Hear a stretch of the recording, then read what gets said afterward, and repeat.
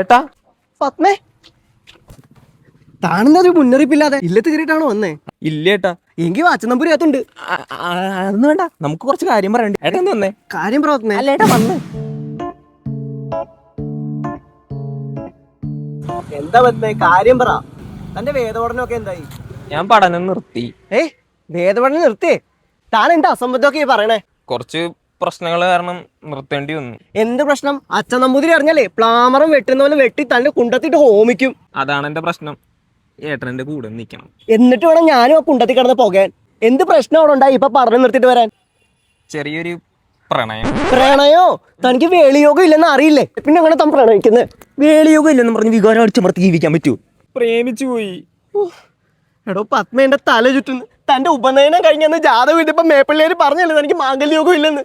ഇനി അത് ഉണ്ടായിട്ടാണ് താൻ തട്ടിപ്പോകൂടോ? ഈ ഏട്ടൻ നമ്പൂരി അത് പറയരുത്. അയാൾ ഉടായിപ്പാണ്. ഉടായിപ്പോ? താൻ എന്നു മുതൽ നമ്മുടെ ഇല്ലത്തെ കീഴ്വഴക്കങ്ങളിൽ ഉടായിപ്പാട്ട് കാണാൻ തുടങ്ങിയേ? ഇല്ലത്തെ കൗബീനത്തിൽ നിന്ന് ജോക്കിയുടെ ചട്ടിയിലെത്തിയപ്പം വരെ. അല്ലാതെ പിന്നെ ഏട്ടൻ ഇപ്പോഴും ആ കൗബീനത്തിൽ ഉടക്കി കിടക്കുവാണ്. കുറച്ച് അപ്ഡേറ്റഡ് ആവുക. പത്മേ, താൻ ബാംഗ്ലൂർ പോയി ആളാകെ മാറി. തനിക്ക് മാംഗല്യോഗം ഇല്ലാന്ന് അറിഞ്ഞ അന്ന് മുതൽ തനിക്കില്ലാത്ത സുഖം എനിക്കും വേണ്ടാന്ന് വെച്ച് പെണ്ണ് പോലും കെട്ടാതെ നിൽക്കുന്നത് ഞാൻ. എന്നിട്ടും തനിക്കിപ്പോ പ്രണയം. ഏട്ടൻ എന്നെ ഇങ്ങനെ ഇമോഷണൽ ആക്കാതെ. ഞാനൊന്നും ആവും, ഞാൻ ഇമോഷണൽ ആവും. മേപ്പുള്ളി ഇല്ലാത്ത കുട്ടിയെ മാംഗല്യം ചെയ്ത് മരണപ്പെട്ടെന്ന് കേൾക്കാൻ എനിക്ക് വയ്യ. അതുകൊണ്ട് ഞാൻ ഇതിന് കൂട്ട് നിൽക്കില്ല.